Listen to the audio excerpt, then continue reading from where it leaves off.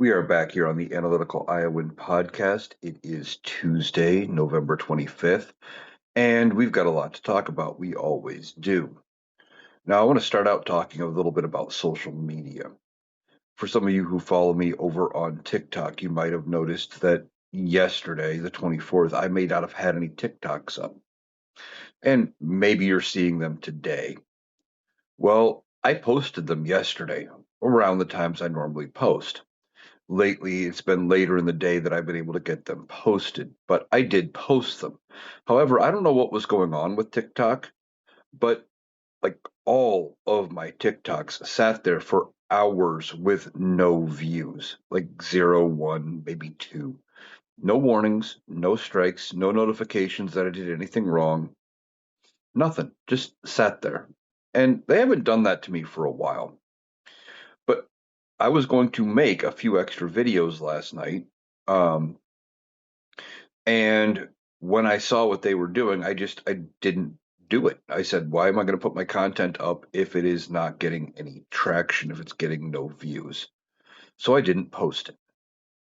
So that's where my content was yesterday. If you were wondering why I didn't have any TikToks up, they were up. They were available on YouTube and that or on Spotify where you're getting this podcast.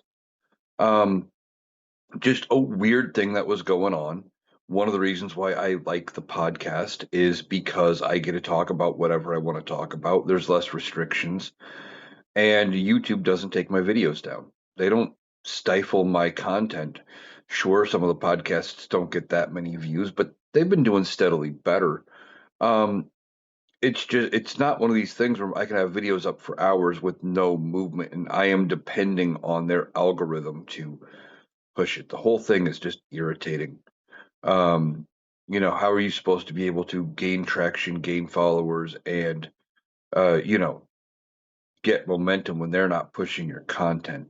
Now, we all wondered months ago when they announced the new terms of service about talking about political figures, etc., about what was going to happen and if we were going to get account violations and if they were going to start taking accounts down. And so far, I've only had one video uh, that was even messed with, and I won that appeal pretty handily. No, maybe I had two. I think I had two, but I won those appeals. It was almost like it took them a while, but once I could actually get them appealed, they were restored within minutes. No big deal. Just one of the things. This is also why one of the reasons I block all MAGAs.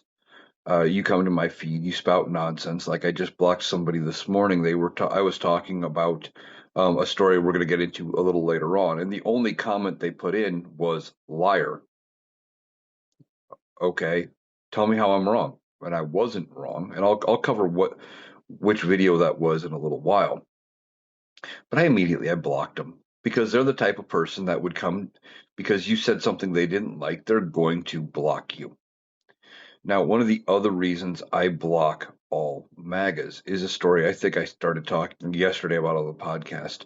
Um, there is this story out now, and apparently Twitter has a new feature where you can click on the account and you can see where the account was created. Now, they did say there is kind of a glitch if you've done some international travel recently, where it may display the wrong information.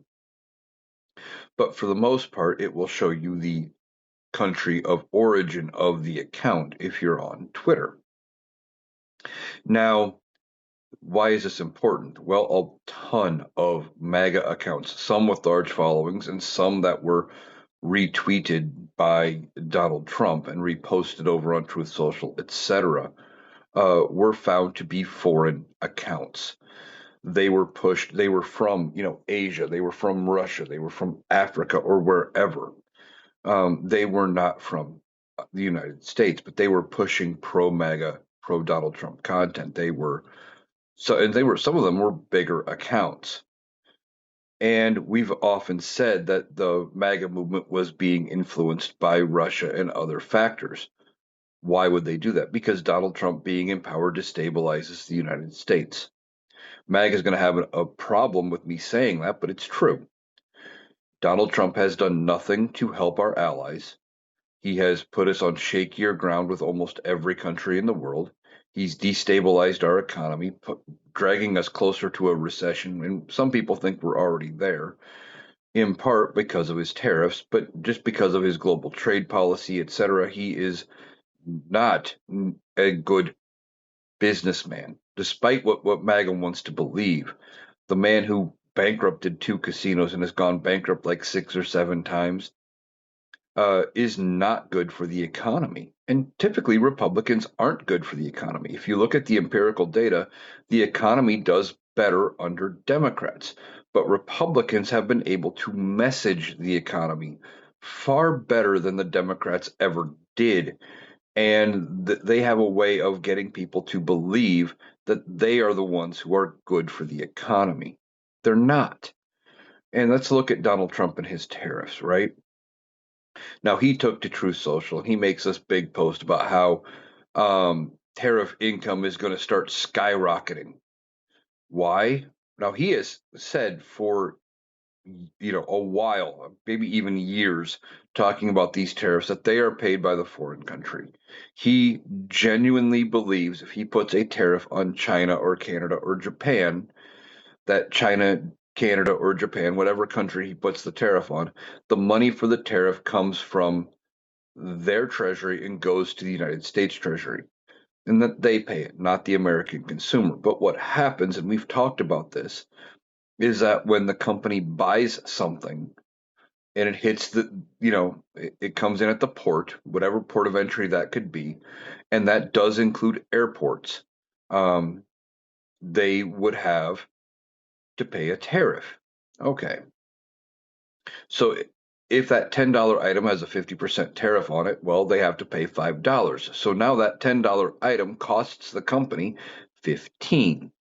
And instead of selling it to you for 12, they're going to sell it to you for 17 or 18. That is just how that works. And if there are multiple steps in that chain, it could go from being 17 or 18 to 19, maybe 20, maybe even 21. If multiple stops have to have their hands on the product before it gets where it's finally going, every place is going to charge a little bit extra, a little more profit. And I know from my years of working retail, a lot of times profit is driven by percentages. So you want to make a certain percentage off of what your goods. So if that $10 item now costs 15 and you need to make, I don't know, 2%. Well, 2% of $10 is 20 cents, but 2% of $15 is 30 cents. You're just going to add and it's going to compound. Now, I know 2% is probably way low. It was a simple number. But my point stands. If every stop along the way needs to make a profit, um, that is what's going to happen. Your prices are going to go up. In fact, I worked for a grocery retailer for a while who actually um, had their warehouse set up to where the warehouse that they owned was making profit. So instead of their warehouse just selling it at cost and corporate taking, care of paying all the warehouse employees, the warehouse had to make a profit above and beyond paying their wages, etc. So everything went up, and our customers noticed because prices started gradually going up. So Donald Trump says that there's going to be a spike in tariff revenue. Why? Well, because people had stocked up ahead of his tariffs, and now he is saying, well, those stockpiles are going to start running out, and they're going to start buying again, and that is going to cause a drive of tariffs. Basically, saying what we said in the beginning, that the consumer is going to be the one paying the tariff. And all at the same time while he's talking about floating rebate checks and refund checks from these tariffs when we haven't even brought in nearly the income that he thinks we have.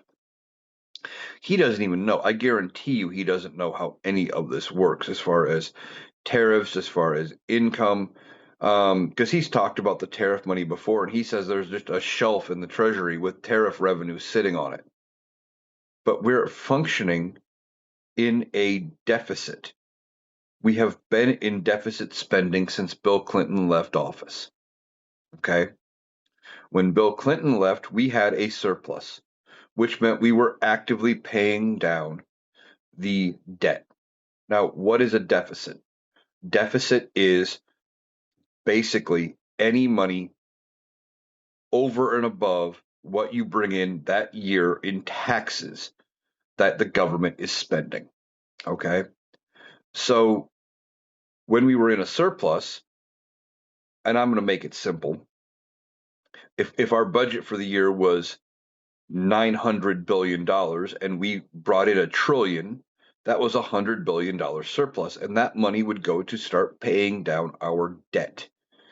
Now, the US government carrying some debt is a good thing. Don't get me wrong. We should always carry some because, in part, that is a great source of security for the country. They look to it as far as stabilizing the economy because government bonds always pay good interest.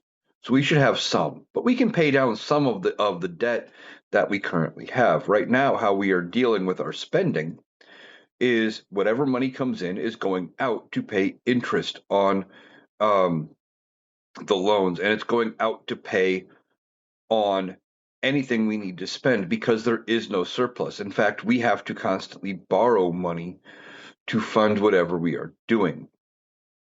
And then when those interest payments come due, well, we have to borrow more money to pay the interest on the previous loans.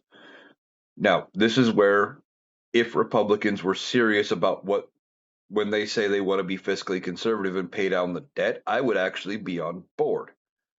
But the reason they're not serious, and I'm not on board with them for doing it, is they never want to tackle the biggest thing that we could do. There are two things we could do to pay down the debt and tackle the deficit and all of that problem.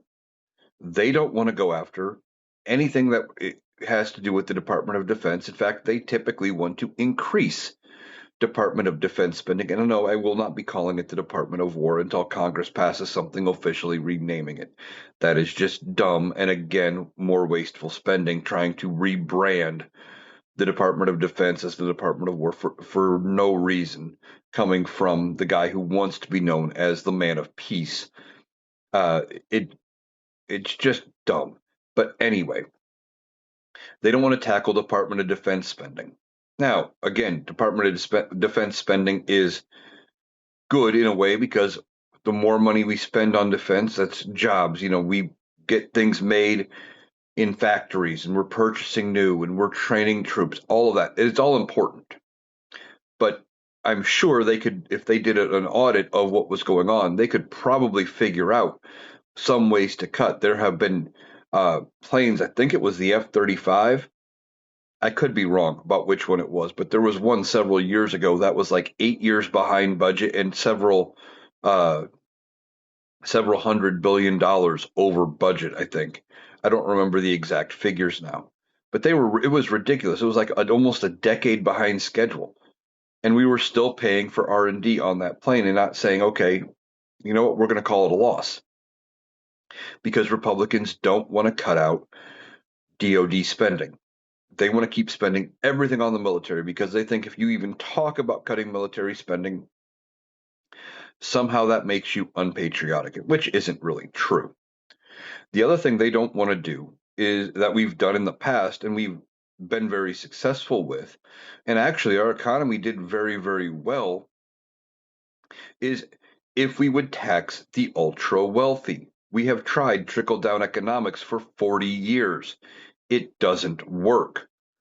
You tax the ultra wealthy. If you look at how things went, post World War II, 40s, 50s, 60s, even 70s, up to Reagan, basically, the ultra wealthy was getting taxed above. I'm not even sure what the cutoff was, something like $1 million or whatever the top tier was, at anywhere from 70 some to 90 some percent. And guess what? They hated it, but they had ways to offset those high taxes, right?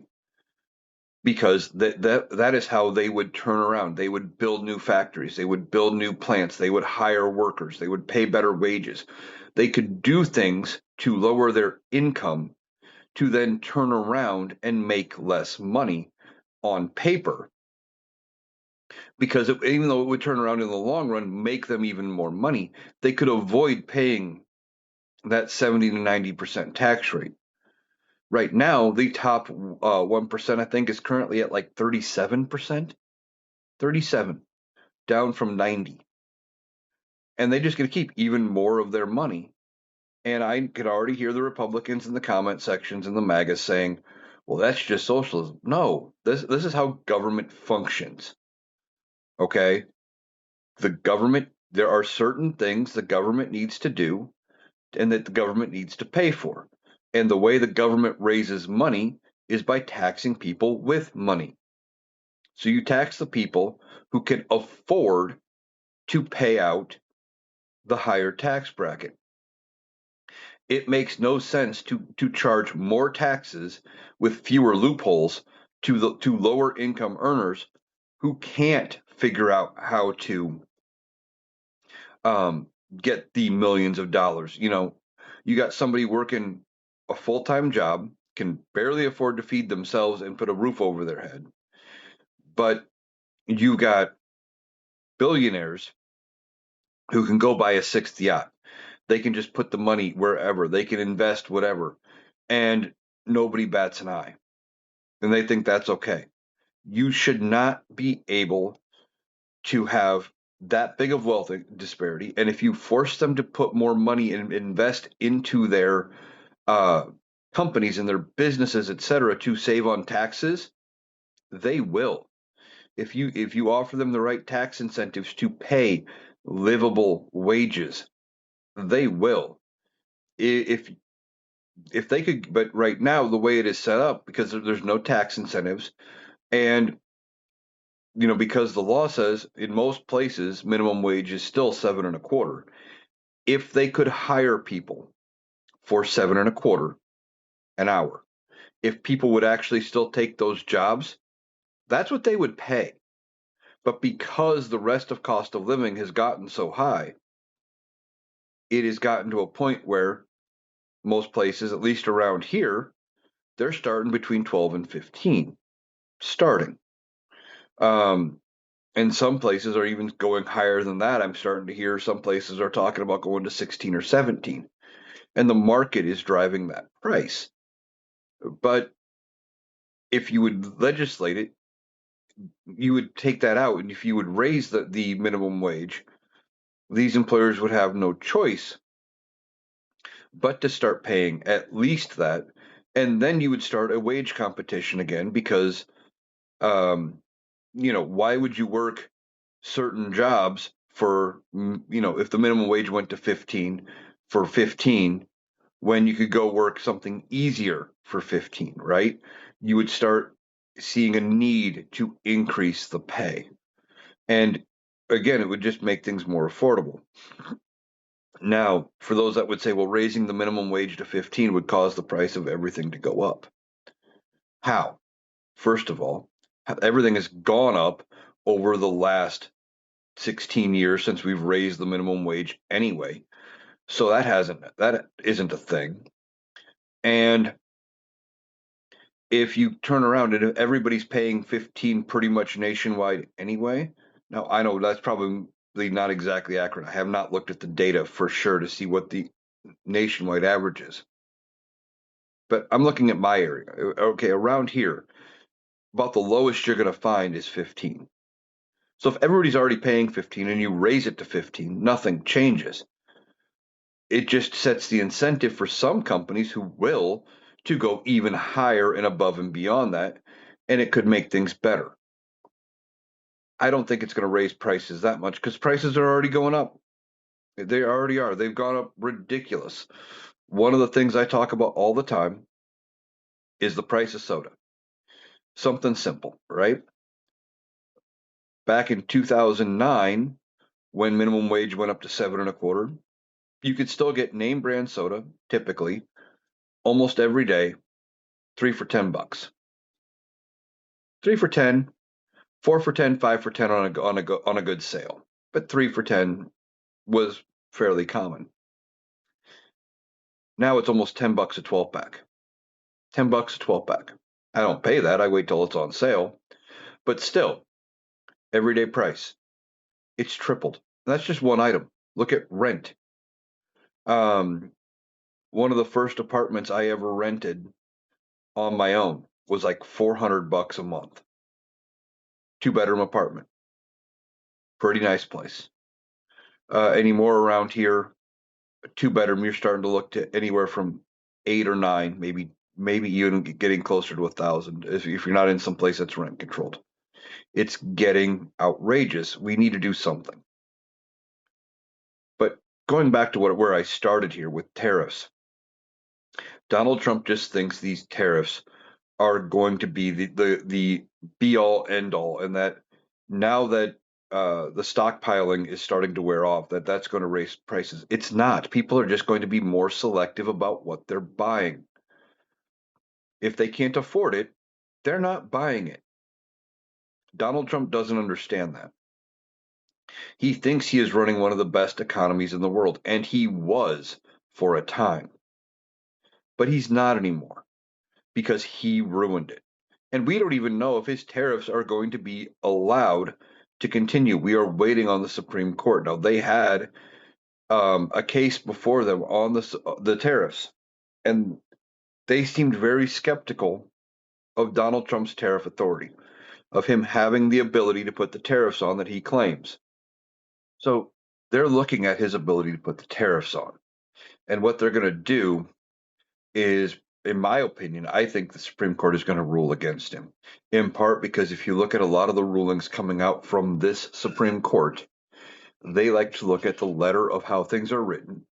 And that's how they came up with things like the um, decision overturning Roe v. Wade.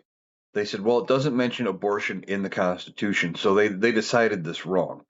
Never mind the fact that what was really decided was that you had a right to privacy and to make private medical decisions. But they looked at it and said, well, we don't see the word abortion here in the 14th Amendment, so ruled wrong. And a lot of times when they make these decisions, they are talking about, the actual text. And in the law Donald Trump is citing to give himself the tariff authority, the word tariff nor any of its synonyms, it just doesn't appear. And also in the Constitution, the power to impose duties, which a duty is another word for tax, just like tariff, rests with Congress. And Congress passed 3 resolutions. Well, the Senate did anyway, right before the U.S. Supreme Court took up that case, that said, hey, we don't agree with your tariffs. We want to end what you called the national emergency to impose these tariffs. We want to take your tariff authority away. And the Supreme Court is going to look at that when they weigh their decision. Now, we are still waiting to see what they do with it. So, with all of that, Donald Trump um, is hopeful that his tariffs are actually going to work. I mean, they're floating this idea of these refund checks, but that would take Congress, and there isn't the money there to do these tariff rebate checks. And effectively, all the tariff rebate checks is shifting money around. And I can already hear some of the Republicans that are going to see this and go, well, I thought you liberals were in favor of socialism and stuff like that. Not like this. Okay. If they send out checks to everybody, it is going to take people who bought more goods, and they're going to be the ones who had paid in more in the tariff ultimately, and just transfer that money to lower income people. But the other thing is, we don't have the funds available that they seem to think we do. Okay. Uh, Supposedly, we've only, from the numbers I've seen, we've brought in less than $400 billion in tariffs. And if they want to give a $2,000 rebate check to every American, well, there's 330 million Americans. So that would be $660 billion that it would take just to break even. and we've only raised, I think, somewhere in the neighborhood of 450 billion, something like that, in tariff money. So the money isn't even there. And that's before you get into the other rebate check that Donald Trump and his team wanted to talk about. And they were talking about, and it never happened, was a $5,000 Doge rebate check. We haven't talked about Doge for a while, but Doge is officially gone. It kind of went out with a whimper. They've officially said that they're ending their uh, investigation, they're ending their process early, and they're done. But we're also hearing that some of the members of the Doge team are starting to go, did what we did legal? Could we be facing some problems? And we said that at the time. I said that at the time, that when Doge came out, that these people better be careful because at some point Donald Trump is going to be gone, and there will be investigations into what they did, and they could be facing some legal jeopardy. Yes, because you had people who weren't supposed to have access to government programs and government systems, who didn't know what they were doing, going in, accessing all sorts of things on the government uh, computers, etc., doing all sorts of things like uh, firing people and trying to cut programs, etc., which a lot of it they couldn't even legally cut because that was going to take Congress. The whole thing was poorly done. It was mismanaged, done by a billionaire who actually got more government contracts out of the deal. And they could all be facing some very heavy criminal liability when it is all said and done. They could. And Doge is just gone. Now, of course, we never got the rebate checks because they barely saved any money, because we find out afterward that a lot of what they cut, they had to bring back. Like they let go a bunch of people who their main job was to oversee the U.S. nuclear stockpile and make sure that they were A, functioning correctly, and B, safe, and all of those things. Well, Doge let a bunch of them go and then had to rehire them, because those are people you can't just find anybody for. You couldn't find Joe Q Public and put him in that kind of position. And that's not something you can probably train on the job for, right? Those type of jobs, I would guarantee, require degrees and, schooling. And then you even if you have on the job training, it takes a long time to get all of that caught back up. You can't just do it in 5 minutes and, oh yeah, you're good to go. It doesn't work that way. But Doge seemed to think it did. So there was no Doge rebate check. I don't think there's going to be a tariff rebate check. And in fact, well, there may be. There may be one type of tariff rebate check that goes out. And that may be if the Supreme Court rules against Donald Trump, that this administration has to return all of the tariff money to the companies that paid it. Those refunded rebate checks uh, may end up going out. That may happen. But if that happens, then I expect the companies that get that money, they're not going to probably lower their prices much, but they're going to put it on their bottom line and just call it bonus profit for the year or whatever, and give all of their top execs and their CEO and stuff tons of bonuses for making all sorts of money, which is something, if these tariffs do get overturned and these companies get tariff money back, we as consumers need to be watching which companies do what with the tariffs if they get returned, and that if they are just going to put it on the bottom line and give their CEOs and execs, their board of directors, etc., big bonuses and stock options and all sorts of things, we need to put our power to use and go after them. We need to boycott. We need to do those kind of things to show them that they wouldn't have that kind of profit or that kind of money without us. All right. Now, yesterday, Donald Trump was supposed to unveil his healthcare plan, and more details have come out about the plan he was going to unveil, and he backed off on it. Now, there still is a bipartisan deal. They are working through the House of Representatives. I will talk about that in a moment. But with this deal Donald Trump was talking about, it did sound similar to the bipartisan deal in the House of Representatives. Now, what was it? It was going to be a 2-year extension of the ACA credits. Okay, not too bad.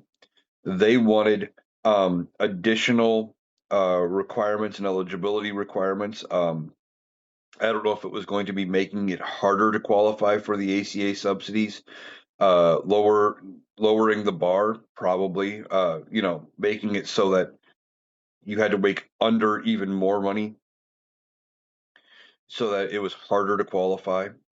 Um, that one didn't actually come up too much. They were also talking about um, making it so you could turn around and if you wanted to, instead of getting all of the subsidy going toward your premium and going to the insurance company, that if you selected a certain low level premium options, that you could get part of your ACA credit in a Trump healthcare plan. And these healthcare plans would be similar to health savings accounts where the money would go in there and you could use it for healthcare related expenses and healthcare related expenses only. But again, problem with that being, you know, some of the details weren't included. Does it go away at the end of the year? So if I can't save it for year after year till when I need something big, is it really worth it? Um, sure, I could use that savings account for some of my copays and deductibles and things, but that if it means I have less coverage because I'm taking a lower premium plan, does it actually save me any money? One of the things about the lower premium plans typically is they have less coverage and your deductibles and copays are higher. Or even if the coverage is the same, you just assume more of the risk because you have higher copays, you have higher deductibles. So it doesn't actually save you anything. And then one of the reasons why they backed off of it is that Republicans in Congress were balking at the idea that they weren't going to back it necessarily. Mike Johnson apparently told Donald Trump that they didn't have the votes to pass it in the House of Representatives. Um, so they backed off. Now, I don't know if that's true because they only needed several Republicans, like 3 or 4. And if they were just go with what this bipartisan agreement, sounds like they have already the votes. So there could just be some discrepancies with Donald Trump's plan in this bipartisan deal. But the fact that his plan, or what was being deemed his plan, had a 2-year extension of the ACA subsidies in there might be enough, and it gives me enough hope that if they pass something with the ACA subsidies in it, that Donald Trump would actually sign it. Now, um, the other thing that the Republicans in Congress wanted that it was unclear about that if this was going to have, and one of the reasons they balked about it, that is there was going to be abortion care. There was no mention of stricter abortion care uh, rules and procedures in this bill, and Donald Trump didn't say anything about it. They wanted to extend the Hyde Amendment. The Hyde Amendment prohibits federal funds from being used for abortion care. It has been that way since the 70s, but yet every time abortion care gets brought up, one of the things I always hear Republicans and MAGA talking about is, well, I don't want my tax money going toward abortion care. Why should I cover it? When it hasn't been a thing since the 70s, since Roe v. Wade was passed, because it was controversial. And of course, they always go to fictitious scenarios that don't happen. One of the things I just saw again from a creator, a Republican creator that I ultimately blocked, but they were talking about how, so you're saying that a woman in the 8th month of pregnancy decides she doesn't want to be pregnant anymore, can just go get an abortion. And that doesn't happen, right?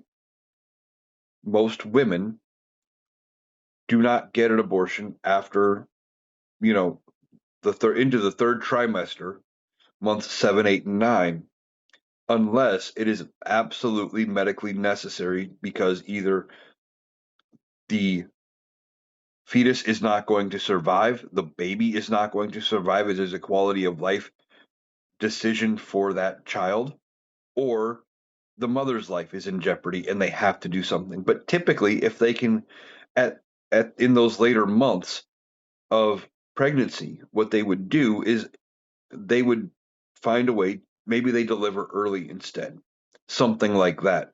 They don't just do an abortion just because. And most women do not decide, 8 months in when they have names picked out, they've got clothes bought, they've got, stroller and crib and diaper bag and all of those things. And they maybe even have a room picked out and painted and all of those things. They don't just decide, well, I don't want to do this anymore. But that's their fictitious argument. Republicans always do that, and it's a bad faith argument. But it's one that tugs on the heartstrings because it makes people go, oh, well, yeah, that makes sense. Why should we allow that? Well, we don't. It already isn't a thing. So federal money doesn't go toward abortions anyway. But with the ACA, there are some things in there that do allow certain states to allow for state funded money if it is part of, like, if your state does chips in a percentage into the ACA to help make insurance more affordable, that some of those plans could have um, abortion services covered, especially in emergency situations, etc. But Republicans wanted to make it even tougher, and they were trying to find ways to make basically a nationwide abortion ban. They wanted to tie a nationwide abortion ban into extending the ACA credits. Now, they will tell you both sides of the same story, right? They will tell you that abortion rights are about states' rights, and states should be able to decide what's best for their own residents. Except then they turn around and they do things like this and say, well, it's not really about states' rights. It's we want to prevent all abortions and we want a national ban. So they used states' rights as their excuse to push the case to the Supreme Court, and that, oh, well, we're not really banning abortion care. We're just leaving it up to the states to decide for their residents because we want the state to be able to make that better informed decision about what goes on in their state borders. And then they still want to push a federal ban. The Republicans aren't going to be happy until they have this total ban. And I think it's going to backfire and it's going to work against them. One of the things we've been talking about with Mike the Rational Boomer is come 2028, when the Democrats, as I believe, will be back in charge, I think they end up with the House, the Senate, and the presidency in 28. There's going, especially if they fuck around too bad with the ACA credits and with this, especially if they try to tie abortion care to it and succeed, um, that there would be a big push for universal health care, Medicare for all, whatever you want to call it, some kind of universal health care plan. And as beyond that, also a federal codifying of Roe v. Wade.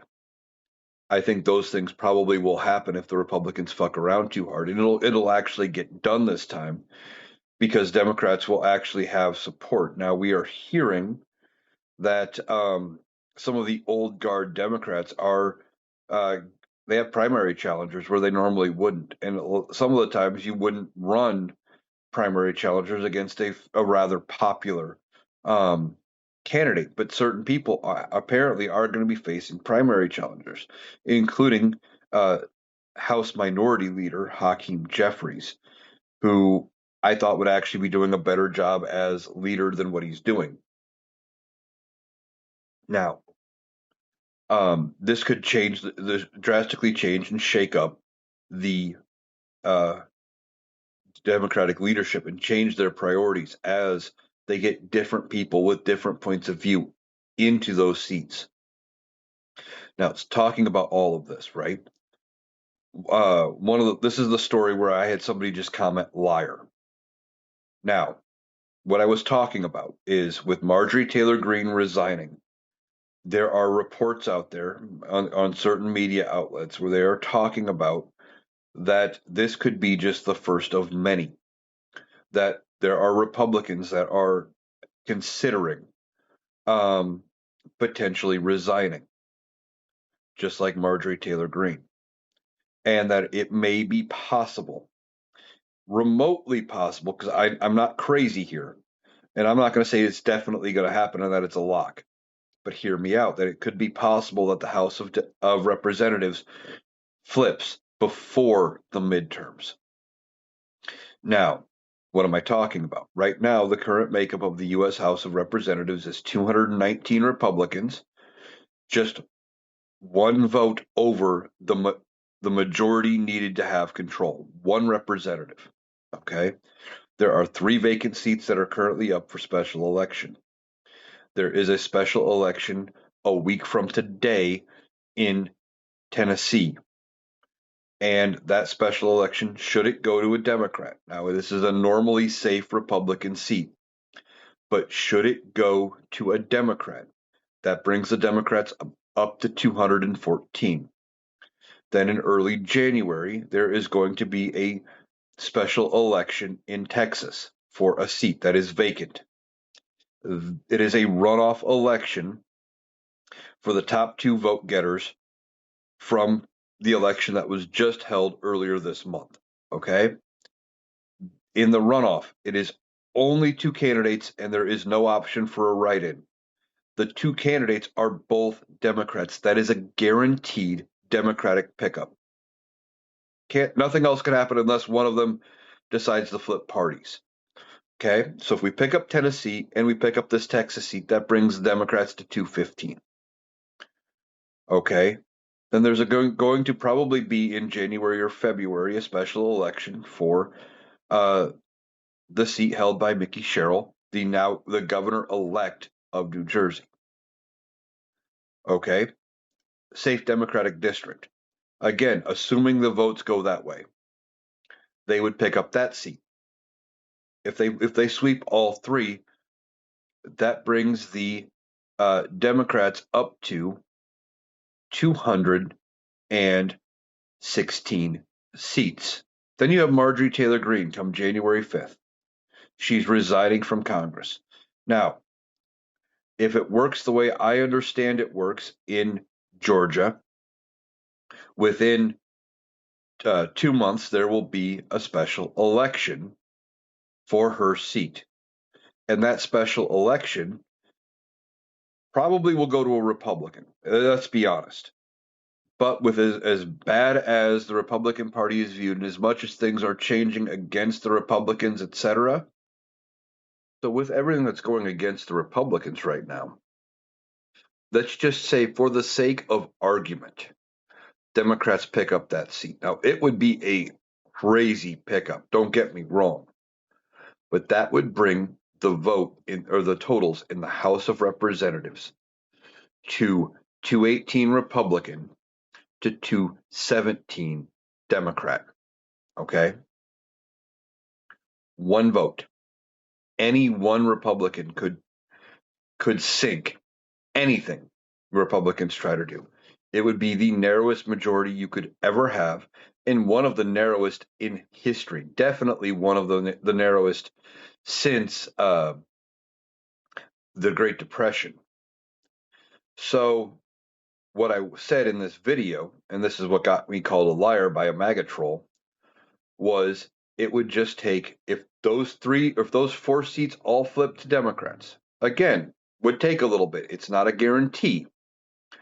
But if that happened, it would just take one more resignation, one Republican passing in Congress, or one Republican flipping parties at that point. And if one Republican passed or resigned and the special election went to a Democrat, guess what? That brings Democrats to 218. 218 is the majority.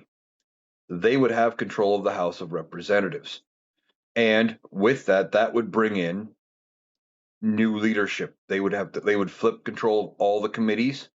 Uh, Mike Johnson would be out as Speaker of the House, and potentially Hakeem Jeffries would become Speaker of the House. That's if the Democrats could agree to appoint him. Now, they may agree on somebody else, and it might get messy. We don't know yet. But that just shows how fragile the Republican majority is. Even if the Tennessee seat and Marjorie Taylor Greene's seat stay Republican, okay, you are still only looking at a 220 to 215 majority. 3 votes. Three. If 3 Republicans defect on any measure, it doesn't pass. And that's bad news for Republicans. They're not going to get a lot done. And if somehow the Democrats flip the House mid Congress, Donald Trump will get nothing through the House of Representatives the rest of the year, the rest of his first half of his term. And if that momentum carries, it just means that they would be fighting to maintain the House of Representatives in the midterms, which is different than fighting to gain control of the House of Representatives. It is huge when it comes to momentum for the midterms. And the midterms are going to be very important, don't get me wrong. And the midterms, despite anybody saying to the contrary, the midterms are going to happen.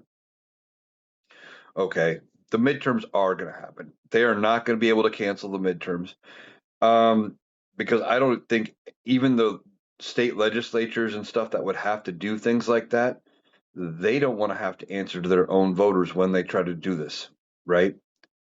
So if they cancel just federal elections and say, well, we're just going to award the seat to so and so because they're running, I think that could get challenged in courts, and the courts would say, "Fuck yourself. That's not a thing." And beyond that, um, if they still hold vote or elections for their own seats, it wouldn't surprise me if the Republican electorate turns on them and they get voted out for doing such a blatantly un-American thing. We don't just appoint people to sit in Congress or sit as president or whatever. We hold elections for those positions. And if I don't, it'd be a hard sell to the American populace to go ahead and do that. Now, speaking of appointing people, we have these cases with James Comey and Letitia James. It came out yesterday that one of the defense raised by James Comey's attorney was that the attorney, Lindsay Halligan, the one Donald Trump appointed because he could not get a prosecutor to bring up these cases, was improperly appointed. And that was true. I believe it requires congressional approval. I could be wrong, but however he put her in that position was not the correct way to do it. And as Judge Aileen Cannon pointed out when it came to Jack Smith, now he was a special counsel, not a district prosecutor, not a district attorney like this Lindsay Halligan. But Jack Smith being special counsel, Judge Cannon went against precedent and saying, well, he was improperly appointed because he should have had congressional approval, and he didn't have that. So the attorney raised that point, and the judge sided with Comey's attorney. Now, of course, the government is going to be appealing this, and I don't know how much they can actually do because this was case dismissed. Basically, the judge said the attorney was improperly appointed, and we are not moving forward with these charges. They are dismissed against both James Comey and Letitia James. Now, I think there is still some time on the statute of limitations for Letitia James, but James Comey's case is now past the statute of limitations. And that is important because unless an appeal is successful and the case gets reinstated, which typically doesn't happen, typically dismissals, they don't get appealed and overturned very often, at least not from what I've seen. Now, maybe there's an attorney out there in the audience that will correct me and tell me it happens all the time, and I don't know what I'm talking about, but I don't think that happens very often. Unless they get overturned by appeal, and this could be a drawn out process. For James Comey, the statute of limitations is up. And for Letitia James, I don't know how much time would be left on the statute of limitations for her, but the longer these appeals are drawn out, the closer to the end of that statute of limitations for her it would become. And her case is pretty weak anyway, because in like 7 spots on her mortgage application, she bought a house for a family member to live in. It was going to be a second house that she was going to let them live in. It was, effectively was a rental property. And in like 7 spots, she checked the boxes saying it was not going to be a primary residence. But in one box, she said yes, it was, and missed it. Now, should she have missed that box and made sure she checked the right one as an attorney? Sure. Was it intentionally mortgage fraud? I don't think so. It would have been different if she had checked all of the boxes and said, "Oh yeah, I'm going to live there," but she didn't. This was probably an honest mistake. But one of the reasons they are trying to use mortgage fraud is because that was one of the things that Donald Trump was found civilly liable for by Letitia James. And they're trying to prove that, well, everybody does it basically, and that Donald Trump doing it was no big deal, that people lie on their mortgages all the time. That's why you hear some of the stuff coming out about all of it. And these charges, they're getting dropped. And I don't know if they even get picked back up again. They may just decide to let it slide until the next time it's on Donald Trump's mind and he tries to push for it again.